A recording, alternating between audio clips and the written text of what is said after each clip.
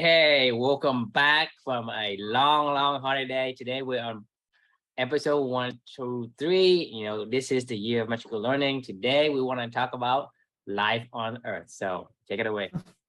Life on Earth. Oh, the short history of nearly everything. Yeah. So the book that we're going to be talking about today is A Short History of Nearly Everything by the author Bill Bryson. So I don't know if I can officially call him my favorite author, but he's certainly got to be in the top three. I would personally think if you put a banana peel in my head and maybe say who's your favorite author, I probably would say Bill Bryson. So I love. So how does he He's, compare to? To Love makes me think a lot, and it's provocative, and I like his interesting mix of philosophy, history, his own personal cultural stuff, and then math. I like his interesting concoction that comes together from a practical application standpoint. His soul's in the game, right? And I respect that. He comes up with some really brilliant ideas, and he stirs the creative juices. Like Bill Bryson doesn't stir my creative juices necessarily. He just mesmerizes me with learning. It's like a learning bonanza of where, and somehow he just makes it enjoyable. I don't even know that I can describe like a Bill Bryson book. It just feels like you're on a lazy river, just floating along, and somebody's just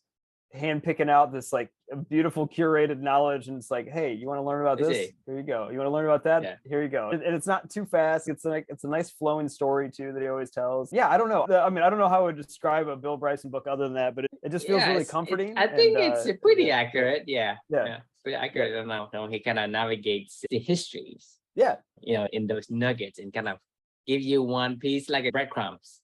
Follow.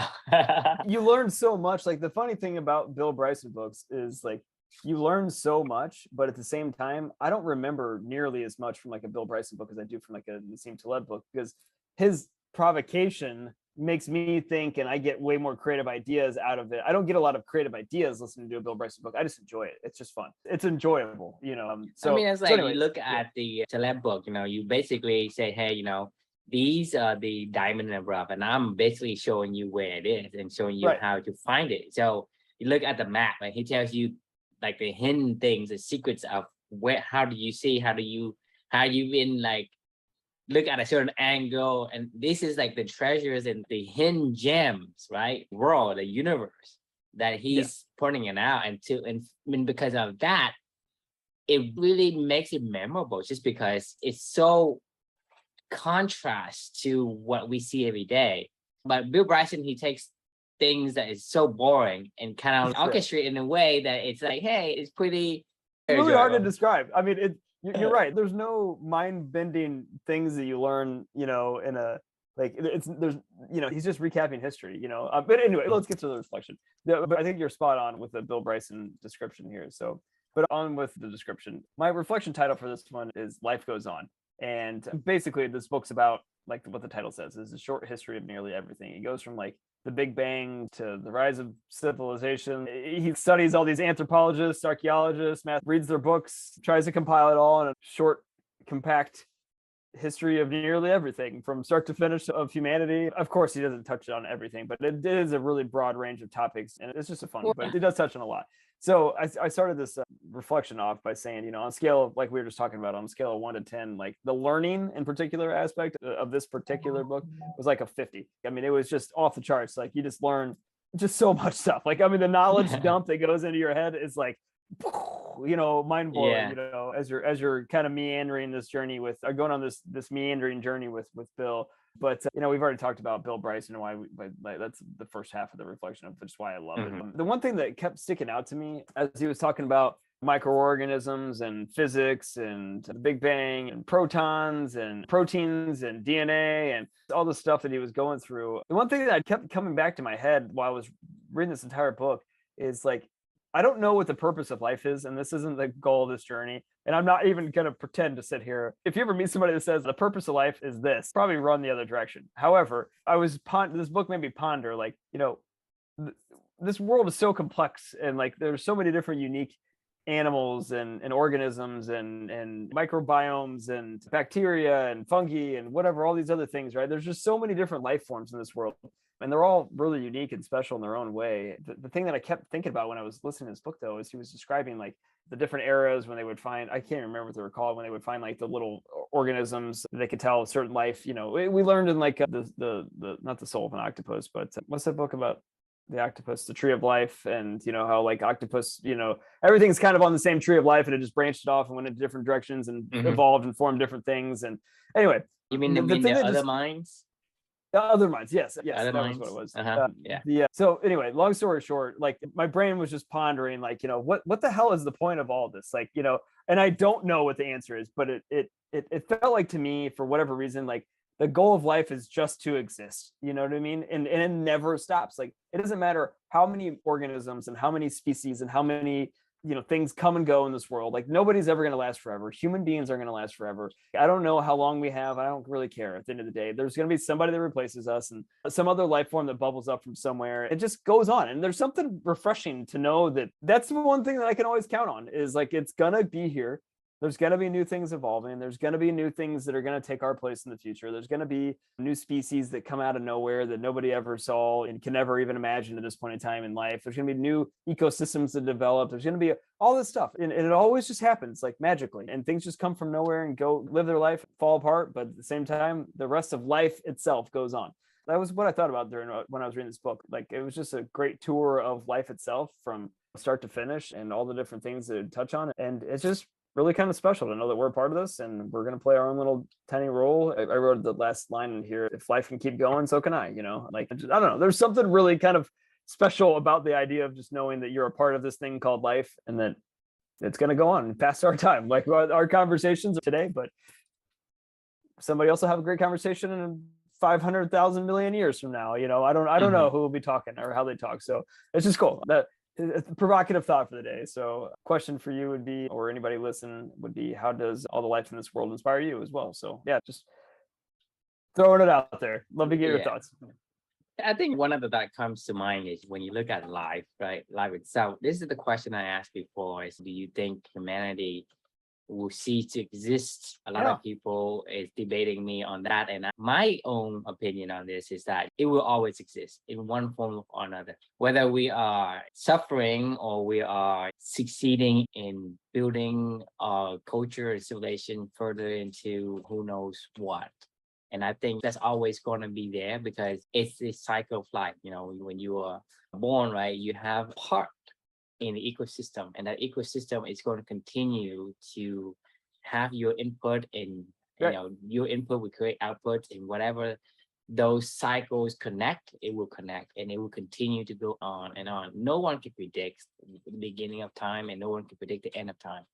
And if anyone tells you that, they just basically just throwing shit at the wall. I mean, there's no evidence. There's no evidence in that, right? There's no concrete evidence in any of that. You're talking about Big Bang Theory, and you're talking about the end of the world. Well, that could be symbolic. Who knows? A lot of people take it as literal, say, "Hey, it's gonna be the end of the world," just like a dinosaur. I don't even know that that'll be the case. Exactly. Like, as long as there's one cell in this universe or one organism, life just finds a way to exist. Like, I don't know how it does it, and I don't know why it does it. It just exists. Like, and its goal is to exist. Like, I mean, DNA will exist in some way, shape, or form. Proteins will exist in some way, shape, or form. The universe will go on. The thought that comes to mind is the endurance of life. It is super amazing. To me, I can count on it being here today, tomorrow, and many days in the future, infinite days in the future. Right. So talking about the whole ecosystem and life in general, that's something that we can count on. There's going to be life that is going to continue for infinite, you know, bound of time. We don't know it's going to end, right? And that's the thing, is we just don't know enough. We don't have the information. But in the microscopic sense of life, for me, it's like when we ask, or even if we do ask, what's the purpose of my life? It's not about the purpose of life in general. No one can answer that question, is what the purpose of life. But you can answer the question, what is the purpose of my life? Right? Agreed. And it's going to be a different answer for different people. And the answer is going to be right for that person. Right. It's not going to be right for other people, but it's going to be right for that person.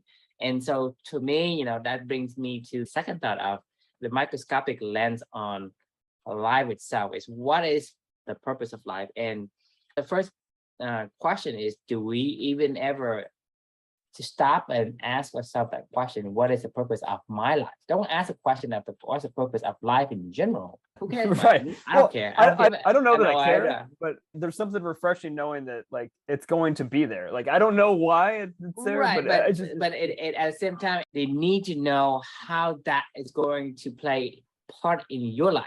That's why you want to know. If it doesn't have any relationship or any connection to your life in particular, you wouldn't care. You wouldn't care no. a single bit. If you're talking about, let's say, if you say, hey, there is some kind of animal form in a billion universe to the east of ours, do we care? We don't care because it doesn't affect our life here. You could say that about everything that happens like in Kentucky, like, does it affect your life? No, like who cares? Like, like the interest comes in is whenever you think it may help you, just like we studied the fungi, the bacteria, because hey, fungi, bacteria has something we can learn from them that may help us. Talking about how bacteria is able to defend viruses. So that's why, we studied the bacteria and how it grows. We studied fungi and its network, and we studied trees in the network because we're hoping somehow that information is gonna help us, with our life, and purpose. That's why the interest that. So, but you talk about the galaxy, like a million light years away from us. There may be information we can benefit from, but there's no way for us to get it. So that's why we don't care until it becomes like, hey, there is a possibility that it's gonna help us in our life. So that comes back to the topic that comes to my mind is the microscopic lens of what is the purpose of my life, right? And like I said, different people will have different answers, and their answer will be perfectly right for them.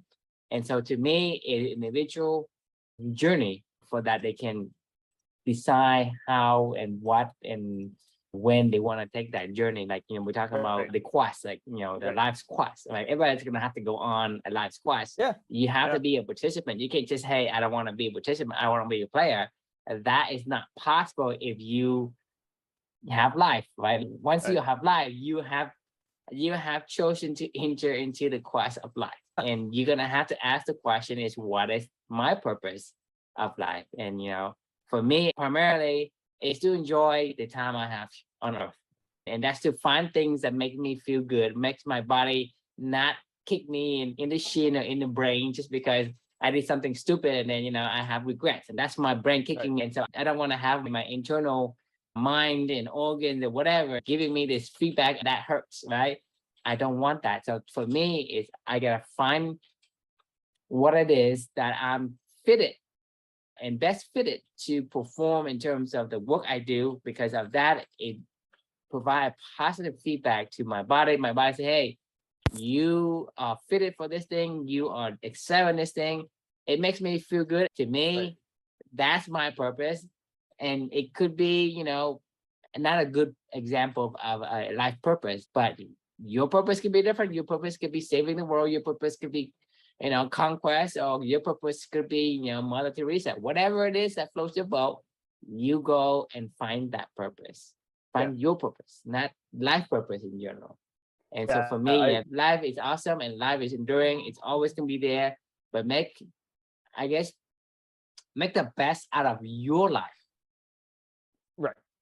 Agreed. In the spectrum of life in general. Play your role and know that role is valuable. I mean, I don't know why it's valuable, but like I know that it is valuable. And, it's valuable to you because that's your lens, that's your perspective, right? Because like right now, like if there's no me, there's no Chris, the life still goes on. It doesn't matter if I exist or don't exist, right? So my life does not matter in the grand scheme. It just matters to me. It does at the same time because it's one of the same. It does for a part of life. In the grand scheme of thing, it doesn't.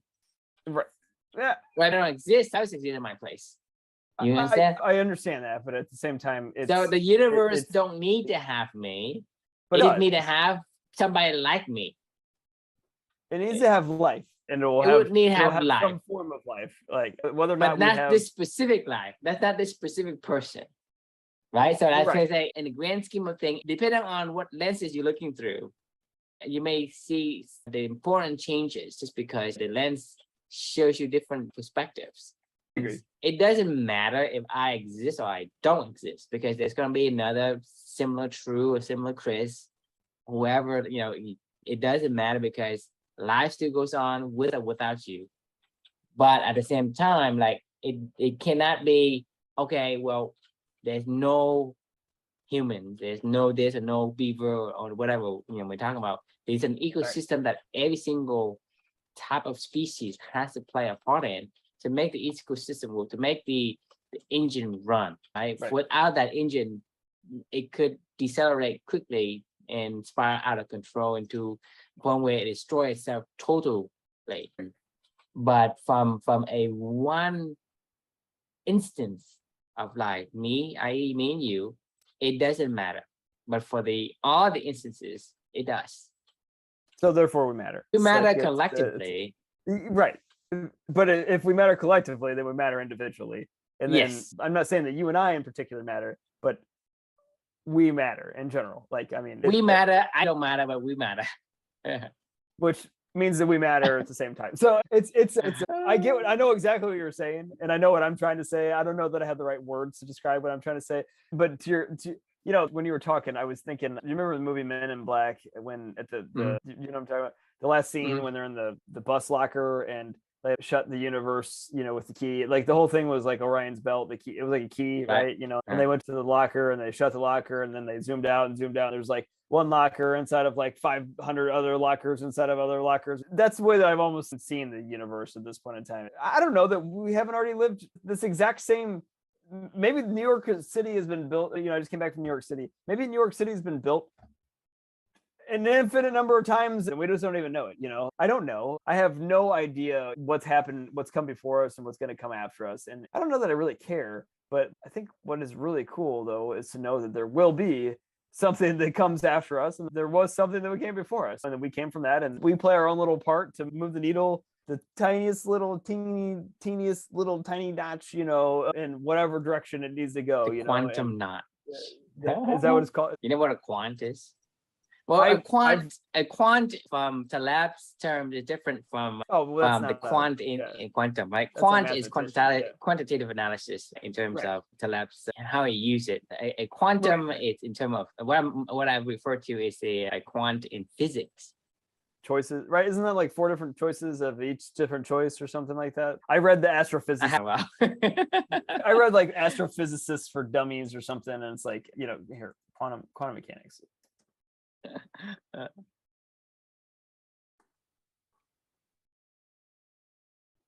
It's called quantum, I think, because there's like 4 different like outcomes that can come from each different outcome, and that's why it's like. Anyway, it doesn't matter. I'm not even gonna pretend to even know anything about this, but yeah. So, like, I mean, honestly, this isn't a really deep, reflection today, but like at the same time, it is kind of a deep reflection. Amazing, because the thing is, you're part of this amazing, enduring life that is completely unique, but also completely resilient, right? Life is resilient. It's super resilient. You cannot extinguish. Cockroach is part of the life. Right. And so it's so resilient that you can't get rid of it just because you wanted to. And the lesson here is the amazing endurance of life, right? Yeah. And life has that, and we are part of that endurance. Therefore, we should be able to endure anyhow when we found, the why that we look for, right? Right. And to me, that's the lessons in this discussion is, what is your purpose of life, and how wonderful it is to put out a lifeline that is so enduring, that is millions, billions, who knows, trillions of years ago, and it still continues to go. Because the thing is, everything has a half-life, and everybody knows what a half-life is. Everything is go half by half. That means that if it's a billion years that we have come, right, there's easily the chance of to go another billion years is so possible. It is very rare to kind of abruptly end it, just because the half-life theory of, and then half-life means double, is also double. So the lifespan of something, the longer it lasts, the more chance it is to double it. And so for a lifeline to go from billions and even trillion years ago and to progress into what we get to today, that means they're going to be here tomorrow and billion years afterward. And that's something we can be proud to be a part of that ecosystem. And then inside of the ecosystem, taking from a macro level to a micro level is how can I play a part in it that will make my life something that I can, meaningful. Meaningful to you. Exactly. Right. Yeah, I agree. I mean, for me, I think like, as we've been talking, I just feel honored to be a part of it. I don't It's care. one of those things. You have an incredible opportunity just to be part of this amazing enduring life, and for you to exist in this lifetime, to be here on Earth. 400 trillion, 1 in 400 trillion for you to exist. Like for life itself to exist is probably like 1 in, I don't even know how many numbers, Zillions or whatever, right? And so I don't even, there probably is no number. Like, there is no number. I mean, it's so improbable that, that anything and all the things in this world exists, and it's just pretty cool. Like it's pretty fucking amazing that you and I can sit here and talk to each other. So take that perspective. Hey, you got this opportunity. Why are we so gloomed with our aspect of life? Think about it. You're having this opportunity. What are you doing with it? That's the questions of today is in my mind when you say life goes on. Does it inspire you to say, hey, I'm part of this unique opportunity that is unheard of. You just say, hey, I can't be here just because I wanted to. Luck, so much luck and chance for you to exist in today's society, in today's lifeline. And if you have the thought of saying, hey, my life sucks, I have to do this, I have to do that. Well, maybe you should think about how you came to be and what is an honor it is to be part of this, and an honor to have an opportunity to catch that lottery ticket to exist on Earth. It's just special. Everybody's special. Everything is special. Everything has a purpose. I don't know what it is, but it does. Everybody has a role to play. It's all just to keep marching forward. I don't know why life exists. Like, I mean, that, like you said, like there's a difference between why does life exist and why does your life exist? That's a totally different question, So I don't know the first answer to that. And I don't know that we'll ever know that. I don't know that we're supposed I don't think anyone can know the answers to why life exists. I mean, that's a question that's been asked for thousands. It's probably been asked in an infinite number of timelines, that have already existed before us. Who the hell knows? Maybe this is just the 100th millionth New York City that I just got back from visiting. We just built the same thing over and over again, and then it wipes it out, and then we build it all over again. Like who the hell knows? I have no idea. But anyway, it's special either way. Just know that you're special, and life is special. It's by itself. So don't waste it. Get out there, figure out your purpose, and go live it. Your life, right? Live your life. Don't be a living dead. Right, live your life. Just do it. Yes, just live. Yeah, just live. No, I love that. I'm cool with wrapping for the night off for that one. It was a fun thought. So, how does life inspire? How does all the life in this world inspire you? It's a question we can leave with everybody. And, hope you all feel proud just to be a human, to be a life form in this world, in this universe, and whatever the hell we're in right now. So, yeah, be proud. And we will see you all tomorrow.